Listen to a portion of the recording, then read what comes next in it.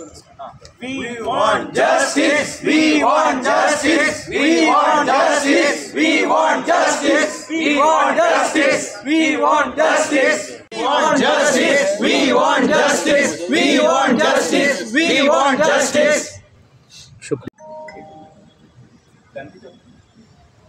प्रेक्षकांनो, कोलकातामध्ये निवासी डॉक्टरवर जी हत्या झाली आणि तिच्यावर बलात्कार करून हत्या केली, यावर खापरखेडा डॉक्टर असोसिएशननी आज खापरखेड्यामध्ये आपला क्लिनिक बंद करून या हत्येचा निषेध केलेला. आपण बघू शकता की हे डॉक्टर सर्वे खापरखेडा असोसिएशनच्या माध्यमातून वैद्यकीय सेवा बंद केलेली आहे. कोलकाता निवासी डॉक्टरवर बलात्कार आणि हत्येचा जो एक मोठा षडयंत्र झाला आहे त्यावर हे निषेध करत आहे.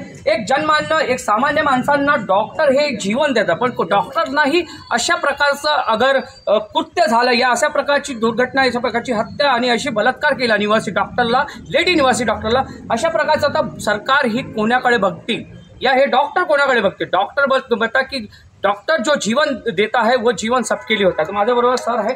सर, काय म्हणणार आहे? मोठी ही दुर्घटना, याला म्हणतात की एक षडयंत्र म्हणा, या डॉक्टरांना कुठेतरी सुरक्षित नाही. डॉक्टरांना एक नवीन कानून सरकारने केला पाहिजे, यासाठी आज आपण निषेध केला आहे. आपण आज त्याचं बंद केलेलं आहे. काय म्हणणार?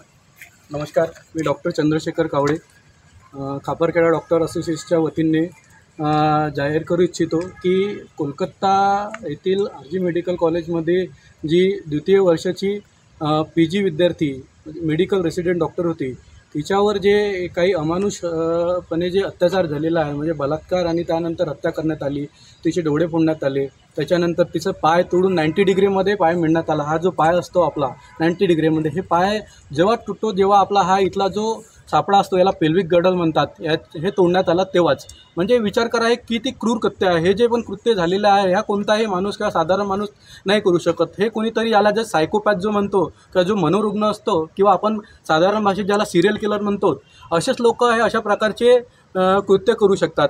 तर या प्रकारे पण ही पहिली घटना नाही आहे. आपण याच्या आधी पण निर्भया केस बघितलेला आहे, ठीक आहे, 10-12 वर्ष झाले त्या केसेसला. त्याच्यानंतर पण अशा भरपूर केसेस झालेल्या आहे आणि डॉक्टरांच्या संदर्भात पण भरपूर केसेस झालेले आहे. त्याच्यानंतर या व्यतिरिक्त भरपूर घटना होत असतात. डॉक्टरांवर हल्ले, OPDमध्ये डॉक्टरांवर पेशंटद्वारे किंवा पेशंटच्या रुग्णांद्वारे एकदम गैरवर्तणूक होत असते. कोणी हात उचलतात, कोणी मारण्याचा प्रयत्न करतात, मारामारी करतात. रिसेंटली आपण 2-4 व्हिडिओ बघितले असेल, त्याच्यामध्ये नाशिकच्या एका डॉक्टरांना चाकूंद्वारे खूप सारे वार करून त्यांना मारण्यात आले. तर मला सांगा, जी आम्ही 10-12 वर्ष जे शिक्षण घेतो, ठीक आहे, MBBS MD BMS MD BHMS MD किंवा काही पण याच्यानंतर जे काही करतो आम्ही, जे शिक्षण घेतो, हे कोणासाठी घेतो? फक्त जर पैसे कमवणे हाच उद्देश असला तर जेव्हा आम्ही डॉक्टर बनू शकतो, तर आम्ही दुसऱ्या कोणत्या पण प्रोफेशनमध्ये जाऊ शकतो. तर म्हणजे आम्ही एवढं सारं करायचं का? सकाळी 10 पासून रात्री 10 पर्यंत किंवा रात्री पण इमर्जन्सी सर्व्हिसेस द्यायचे, हे कोणासाठी द्यायचे? रुग्णांचा विचार करून देतो. असे नाही की जी काही फीस ठरलेली आहे त्याच्यामध्ये पण भरपूरदा आम्ही लोकांना कन्सेशन देतो किंवा फ्रीमध्ये पण ट्रीटमेंट देतो. तर याचा अर्थ आम्हाला पैसा हा जो आहे हा सेकंडरी आहे. आमचा प्रायमरी गोल किंवा प्राथमिक उद्देश जे आहे की लोकांसाठी एक सामाजिक सेवा किंवा जे काही करता येईल ते करण्याचा उद्देश असतो. पण एवढं करूनही जर आम्हाला जर अशी वागणूक मिळत असेल रुग्णांकडनं किंवा रुग्णांच्या नातेवाईकांकडनं, कोणी मारायची धमकी, कोणी काय धमकी, कोणी कशी धमकी देत असेल किंवा उलटसुलट बोलत असतील लोक, तर त्याच्यावर आम्ही काय करावं?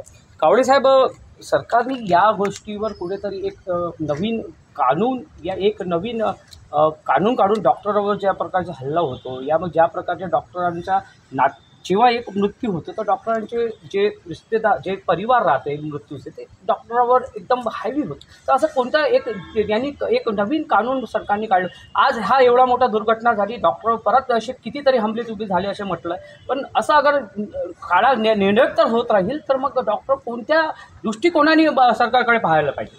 सर, ॲक्च्युली कसं आहे ना की WHO असं धोरण आहे की 1000 रुग्णांमागे, म्हणजे 1000 माणसांमागे एक डॉक्टर असायला पाहिजे. तुम्हाला वाटते का आपल्या भारताची पॉप्युलेशन किंवा जनसंख्या ही 150 करोड आहे, ठीक आहे. 150 करोड लोकांमध्ये तुम्ही विचार करा, कमीत कमी म्हणजे आपल्याला 15 लाख ते 150 लाख म्हणजे 1.5 करोड किंवा 50 लाख तरी डॉक्टर्स लागतील. 15 लाख डॉक्टर्स आहेत का आपल्याकडे? 15 लाख डॉक्टर्स करण्यासाठी गव्हर्नमेंट एवढा सीट्स वाढवत आहे, पण डॉक्टर्सना पण सिक्युरिटी पाहिजे, CCTV पाहिजे, ते हे असायला पाहिजे. हे आहे का? आपल्याकडे नाही आहे. आणि याच्या आधी पण आपल्या देशामध्ये अशा भरपूर साऱ्या लॉज बनलेले आहे की ज्याच्यामुळे डॉक्टरांच्या हॉस्पिटलमध्ये किंवा दवाखान्यामध्ये तोडफोड करता नाही येत. डॉक्टरांवर मारामारी केली तर त्याच्यावर पण ॲक्शन घेण्यात येते, पण त्या फक्त गोष्टी कागदोपत्री आहेत. त्यांचं इम्प्लिमेंटेशन किंवा अंमलबजावणी हे कधीच होत नाही आहे आणि झालेली अशी तुम्ही तरी किंवा मी तरी ऐकलेली नाही आहे. तर मला असं वाटते की याबद्दल लोकांनी पण सजग राहायला पाहिजे. आता तुम्ही म्हटलं की एखादा रुग्ण डॉक्टरांच्या हॉस्पिटलमध्ये मरतो, तर कोणाच डॉक्टरला असं वाटत नाही की तो पेशंट किती आपला शत्रू जरी असेल त्याला पण मारण्याची अशी मारावं बा किंवा त्याला चुकीचं औषध द्यावं किंवा चुकीची ट्रीटमेंट करावी हे आमच्या पॅथीमध्ये आमच्या ह्याच्यामध्ये नाही आहे.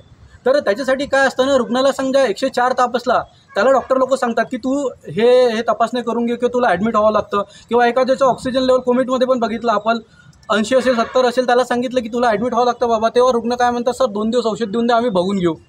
आणि ज्या वेळेस सिटी स्कॅन किंवा कोणतं काही ECG हे तपासणी सांगितली, हृदय दुखत आहे, हार्टचा प्रॉब्लेम असेल, बीपीच्या गोळ्या लोक रेग्युलर घेत नाही म्हणतात सवय लागेल, शुगरची गोळी रेग्युलर घेत नाही म्हणतात सवय लागेल. आणि जेव्हा पेशंट म्हणतो की मला खूप छातीत दुखत आहे, त्याला डॉक्टरांनी समजा ECG सांगितलं, दवाखान्यामध्ये प्रत्येक ठिकाणी ECG होईलच असं नसते. तर आम्ही काय करतो, दुसरीकडे पाठवतो किंवा दुसऱ्या हॉस्पिटलमध्ये, किंवा ज्यांच्याकडे पैसा नाही त्यांना आम्ही कमीत कमी म्हणतो की तुम्ही GMC मेयो मेडिकलमध्ये जा, दाखवून द्या. पण लोक तिथे जात नाही. आणि जेव्हा मग एखादा पेशंट रस्त्यातच कुठे कोलॅप्स होतो किंवा मरतो किंवा त्याला दगावतो, तेव्हा ते डॉक्टरांवर टाकतात की या डॉक्टरच्या दवाखान्यात आम्ही गेलो होतो आणि त्याच्यामुळे रुग्ण दगावला. आता याच्यामध्ये तुम्हीच सर सांगा की डॉक्टरांची चुकी आहे की रुग्णांमध्ये कुठेतरी खलगर्जीपणा किंवा नाईलाज होता है? तुम्ही सांगा. सर मैं आपके पास आऊँगा कि ये बताएं कि ये जो यहाँ पर इतना बड़ा कोलकाता के निवासी डॉक्टर के साथ हुआ, तो मेरा सवाल तो सबसे वही हुआ था, लेकिन मैं फिर से एक बार सवाल पूछता कि सरकार जो है अभी लोग तीसरी सरकार आई है मोदी, तो उन्होंने जो डॉक्टर के प्रति जो हॉस्पिटल या निजी हॉस्पिटल हो या फिर सरकारी डॉक्टर हो, लेकिन डॉक्टर तो ये सभी मरीजों के लिए एक भगवान की तरह पे होता है, क्योंकि हम लोग भगवान ही मानते डॉक्टर को कि भाई एक जीवन देने वाला एक भगवान होता है.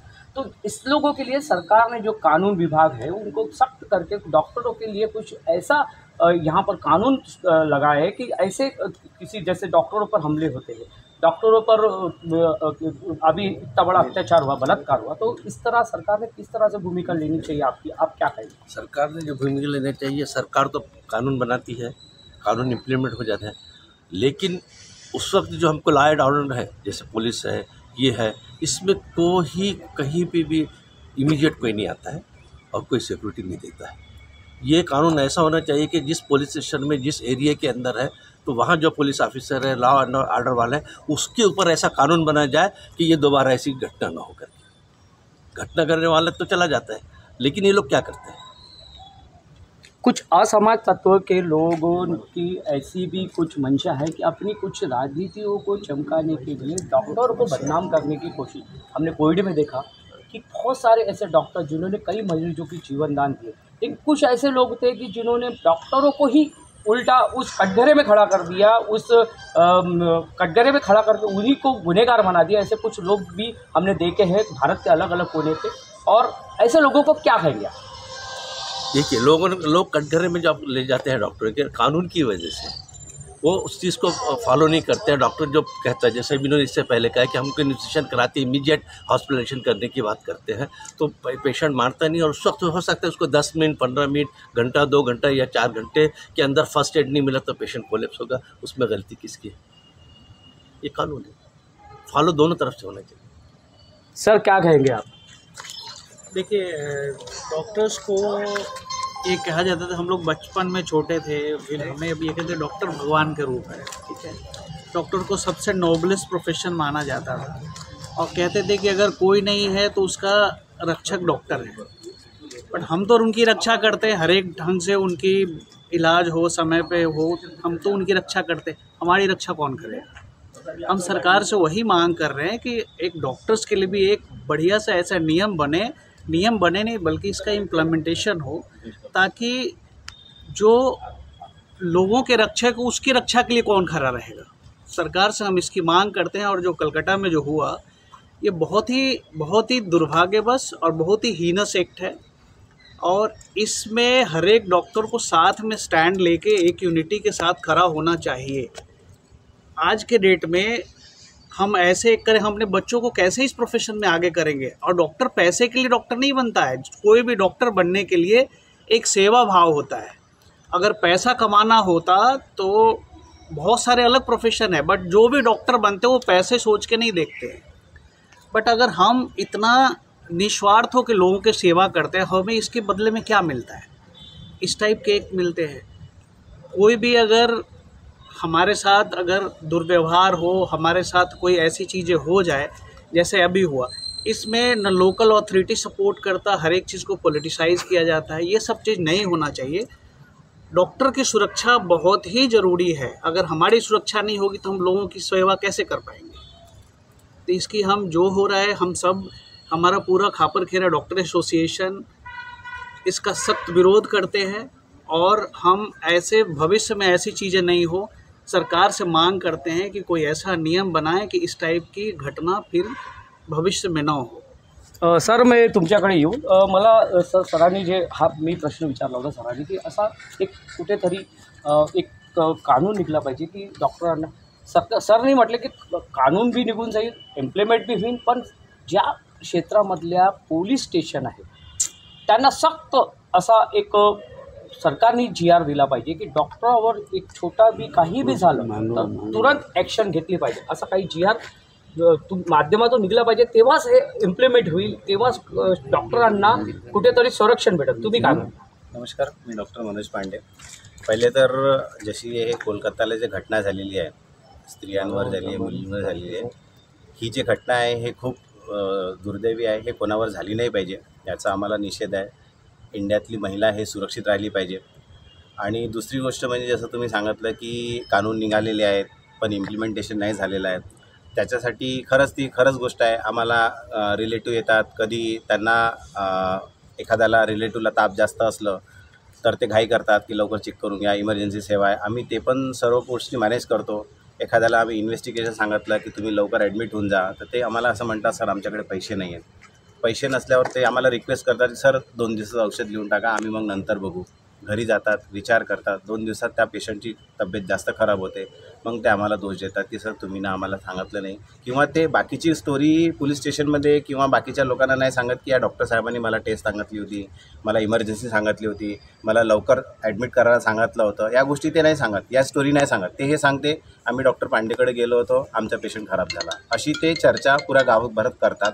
आणि त्याच्यामुळे आमचं जे इमेज आहे पोलीस स्टेशनवर किंवा असं बाकीच्या ठिकाणी पण असं निर्माण होतं की नाही हे डॉक्टरची चुकी आहे सगळं। पण पोलीसवाले कधी हे नाही विचार करत की पहिले आपण जाऊन जे हाणमारी होत आहे किंवा जे झगडं होत आहे त्याला सॉल्व करावं, दोन्ही पक्षाचं ऐकावं, काय गोष्टी झालेली आहे काय गोष्टी नाही झालेली आहे त्याच्यावर विचार करावा आणि मग निर्णय लावावा। ते पहिले रुग्णांचा ऐकतात, नंतर ते डॉक्टरचा ऐकतात आणि त्यापर्यंत वारदात होऊन जाते। जसं सरांनी म्हटलं की एक पोलीसचे प्रत्येक गावात एक स्क्वॉड असायला पाहिजे की जे मुलींच्याही सुरक्षा करायला पाहिजे। एखादा डॉक्टरचा इमर्जन्सी फोन आला की सर माझ्याकडे हे येऊन राहिलं, ते तत्पर तिथे पोहोचले पाहिजे, असे एक स्क्वॉड निर्माण केले पाहिजे। प्लस एखादा पेशंट जेव्हा IPDमध्ये ॲडमिट होत आहे त्याची पण जानकारी, त्याच्या पण एखादा रिलेटिव्ह पाहिजे की हे बघ हे आम्ही पेशंट ॲडमिट करत आहोत, याचा काही झाला मी त्याला सर्व गोष्टी समजून दिलेल्या आहे। कसं होते डॉक्टर आणि रिलेटिव्हच्या मधात गोष्टी होतात, मग रिलेटिव्ह नंतर पलटून जातो की नाही सर तुम्ही तर हे सांगितलंच नव्हतं, सर्व गोष्टी सांगूनही ते मुकरून जातात की नाही आम्ही तुम्ही ना ECGसाठी नाही सांगितलं, तुम्ही ना ॲडमिटसाठी नाही सांगितलं, मग ते सर्व डॉक्टरवर आणि याचा काही प्रूफ नाही राहत, तोंडी आम्ही वर्बली बोलतो की सर हे ॲडमिट करून टाका, ह्या रिलेटिव्हला पेशंटला ॲडमिट करता, वर्बली काही आमच्याकडे असतं नाही। पण रिलेटिव्हचा पेशंट गेलेला असतो म्हणून पोलीस पण त्यांच्याकडे असतात की नाही याचा रिलेटिव्ह गेलेला आहे, तुम्ही यांना कंपन्सेट द्या, तुमची चुकी झाली होती, ते आपलाही थोडासा फायदा बघतात त्या गोष्टीसाठी। तर या गोष्टी नाही झाल्या पाहिजे, एक स्क्वॉड बनवलं पाहिजे अर्जंटली, इमिजिएटली। जसं आम्ही एखाद्या वेळेस आम्ही जेवण करत राहिलो, आमचा एखादा पेशंट जर आला, इमर्जन्सी पेशंट आला, तर आम्ही जेवण सोडून पडतो। एखाद्या वेळेस आम्ही आमचे प्रायव्हेट काम करत असलो ते आम्हाला जावं लागतो, तर असं आम्हाला पण सुविधा भेटली पाहिजे पोलीसकडून किंवा जसं तुम्ही लोक आहे पत्रकार संघाकडून, आम्हाला अशी सुविधा भेटली पाहिजे की आम्ही जे इमर्जन्सी सेवा देता होता आम्हाला एक इमर्जन्सी सेवा भेटली पाहिजे, एक स्क्वॉड बनवलं पाहिजे, प्रत्येक गावात एक स्क्वॉड पाहिजे। बस, धन्यवाद। सर क्या कहेंगे? मैं डॉक्टर फिरोज़ खान, मैं संचालक न्यू लाइफ हॉस्पिटल के यूनिट्स का संचालक हूँ। मेरा कहना ये है कि लोकल अथॉरिटीज़ ने हमें हेल्प करना चाहिए। मैं क्रिटिकल केयर हॉस्पिटल चला रहा हूँ। हमें डे टू डे काफ़ी कठिनाइयों का सामना करना पड़ता है। तो इसमें मैं हमारे जो माननीय प्राइम मिनिस्टर है, काउंसिल ऑफ मिनिस्टर्स है, जितने भी सेक्रेटरीज़ हैं, इन्होंने बहुत सारे ऐसे हीनियस क्राइम देखे हुए हैं। तो मेरा कंसर्न इस चीज़ को लेके ये है कि उन्होंने कुछ ना कुछ ऐसा ऑफेंसेस में ऐसे लॉ या ऐसे एक्ट बनाने चाहिए जो लोकल अथॉरिटी को बिना किसी चीज़ के सोचे समझे इस पर एक्शन लेना चाहिए, और ऐसे कुछ एक्ट लाने चाहिए कि कोई भी अगर इस तरह की चीज़ें करता है हॉस्पिटल प्रीमाइसेस में तो उसको अनबेलेबल ऑफेंसेस में लेकर इस पर काम करना चाहिए। इससे लोकल एरिया में या जो भी अस्पताल के आसपास जो लोग ऐसा करते हैं उन पे एक मैसेज जाएगा कि हमें डॉक्टर्स के साथ ऐसा चीज़ें नहीं करनी चाहिए, नहीं हमें अनबेलेबल वारंट इशू होने चाहिए इस तरह की कंडीशंस में। और मैं ही एक खापरखेड़ाई एरिया में ऐसा हॉस्पिटल चला रहा हूँ जो एक क्रिटिकल केयर यूनिट है, तो हमें इस तरह की डेली कुछ ना कुछ बहुत सारी कठिनाइयाँ से गुजरना पड़ता है। बहुत सी बार मैं ये देखता हूँ कि कोई भी पेशेंट्स आता है, अगर हमने उससे कुछ थोड़ा सा भी चार्ज किया क्रिटिकल केयर पेशेंटों में तो वो हमें सीधा मीडिया की धमकी देता है। तो मुझे लगता है कि इस तरह की चीज़ें नहीं होनी चाहिए और हमें मीडिया का भी सपोर्ट होना चाहिए, लोकल प्रशासन का सपोर्ट होना चाहिए। Lots of time what I have seen is कि most of the people are came और वो हमें सीधा मीडिया की धमकी देते हैं। तो मैं उनसे ये कहना चाहूँगा कि हम यहाँ पर पैसों के लिए नहीं काम कर रहे हैं, हम लोगों की हित के लिए काम कर रहे हैं और लोगों की जानें बचाते हैं। मैं रात के 2 बजे भी आता हूँ पेशेंट को देखने के लिए, 4 बजे भी आता हूँ, सुबह 6 बजे भी आता हूँ और फिर मैं रात के 3 बार आने के बाद में फिर सुबह 10 बजे ओपीडीज़ देखता हूँ। तो ये सब चीज़ें हम अपने लिए, अपने परिवार के लिए नहीं कर रहे हैं, ये सब चीज़ें हम लोगों की सेवा के लिए कर रहे हैं। That is number 1। नंबर 2 ये है कि मैं लोगों से अनुरोध करना चाहूँगा कि डॉक्टर्स को सपोर्ट करें और डॉक्टरों को देखने का नज़रिया चेंज करें।